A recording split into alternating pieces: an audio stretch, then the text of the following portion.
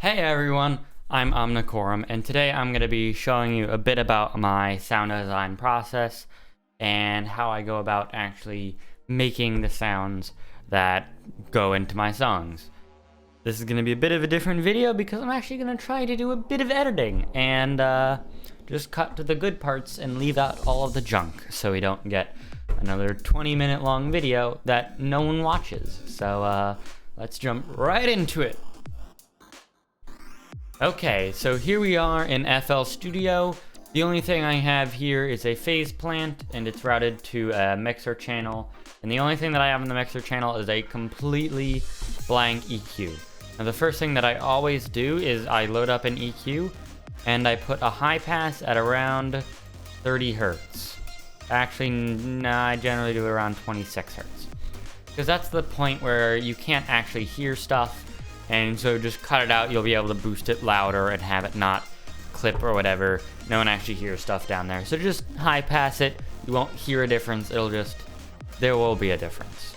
So when I make a sound, I always go into it with a goal. Like, I want to make this certain sound, not necessarily for a purpose, but I have an idea of the sound I want to create. So for this one, I'm going to want to create like kind of a bell, ethereal, pling sound. So I'm going to try to make that. So the first thing I do is I always bring in a wavetable. Default wavetable is pretty good. It's basically analog, but you also have morphing capabilities. So I tend to do wavetable instead of analog for this purpose. So the first thing I generally do when I make a sound is I figure out the general shape of the LFO that I want. And this one is this kind of a downward sloping LFO. I set it to one shot, so that it only plays once and doesn't repeat. If I turn that off, it would be... But if you just... There we go. It only plays once, and I put it on the gain of the output on this group. So it's basically just acting as the volume, which is pretty simple. And then to really just flash out this sound, the main thing that it has is reverb. And we're already starting to get that sound. I just need to tweak a few things to get that reverb sounding very nice. And I might even do an external reverb because the phase plant reverb has no chorus or anything. It's very, very, very raw. So I'm gonna see what I can do and see if I can get a cool result. You'll never win.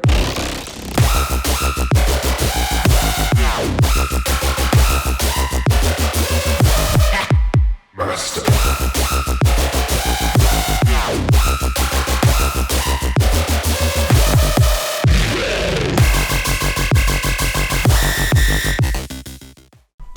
Okay, so I've made a few changes. I put a second output on the wavetable here, and I actually made a few changes to this wavetable. I took that initial sine wave here. It's basically the same on frame 2. So, yeah, took the sine wave, and I added some harmonics to it, gave it this interesting shape, and it sounds good. And what I did with these two outputs is I put one to lane 1 and a second to lane 2. I routed lane 1 and lane 2 both to lane 3. By default, lane 1 goes into lane 2, which goes into lane 3. But with this like parallel routing, it allows me to put reverb on just the second one and then filter and chorus just the reverb signal. So if we mute this, you don't hear any reverb, and if you mute lane 1, you don't hear any of the... Never mind, you do hear some of the dry signal. I'm going to turn that off. You get, you don't get any of the regular signal, you just get the reverb.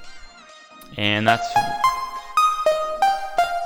where I'm at now. I'm going to make a few more changes and then I'll check back in.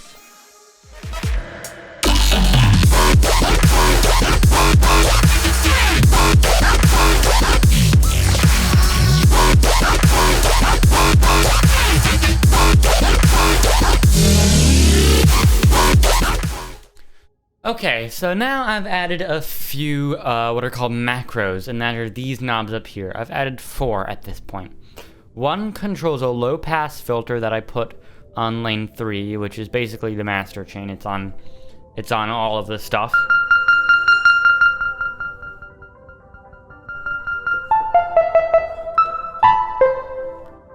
I did that. And then I put more. The second one is automating or modulating the gain of the reverb. So when it's all the way down, you don't hear. There's no reverb.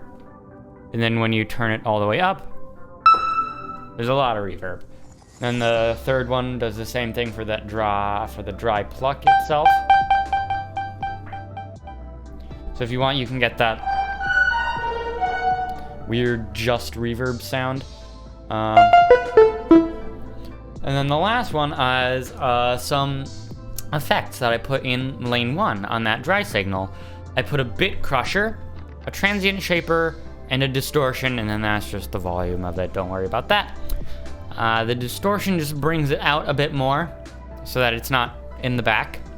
Transient shaper brings up that initial hit. And then the bit crusher, which has downsampling, and that is controlled by the 4th macro. And with it on,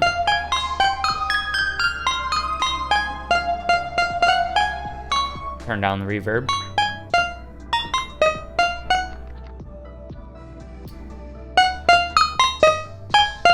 You get that kind of sound, and you can dial that in to your liking. All right, and one more, and then we'll hear the final bell. Colorblind.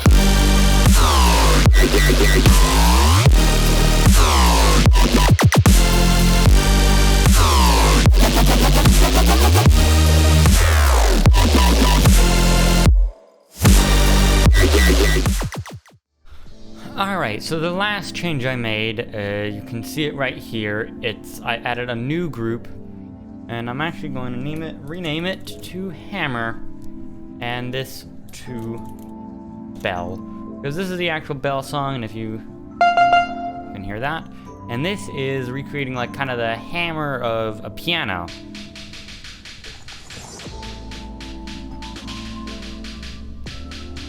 You get that sort of dunk sound along with the actual note. And you can dial that into taste with this hammer macro that I set up here. So I'm just gonna collapse these LFOs, note, and envelope here so it doesn't take up space. Minimize all of these effects so that it just looks neater and more professional. Keep these open because it looks professional. And there you go, you have a sound with 5 macros. I'm gonna turn down the hammer a bit. Turn down the downsampling.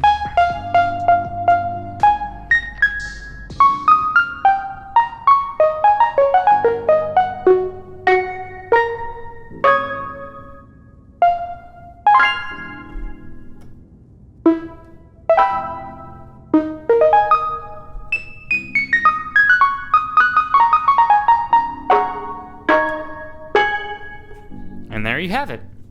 We've made a bell sound, and that's basically the process that I do for everything, including basses, growls. I put that all together, and I just work toward that goal going bit by bit. And yeah, that's how you make a bell sound. And that's my general process and workflow. I just take it step by step. I'm like, what does this need? What's my goal? What do I need to get there? And then I put it in, and then I rethink, all right, does this fit with what I wanted? Does it work? Does it sound good? Because if it doesn't sound good, you should probably get rid of what you did. And I just keep doing that until the sound is done. And I didn't put any external effects. This is just phase plant. And with external effects, you can get even crazier stuff, like this patch that I made earlier today in phase plant. This one, if you take off the effects, it sounds like this. Which I mean is like cool. But if you turn on the effects, you get this.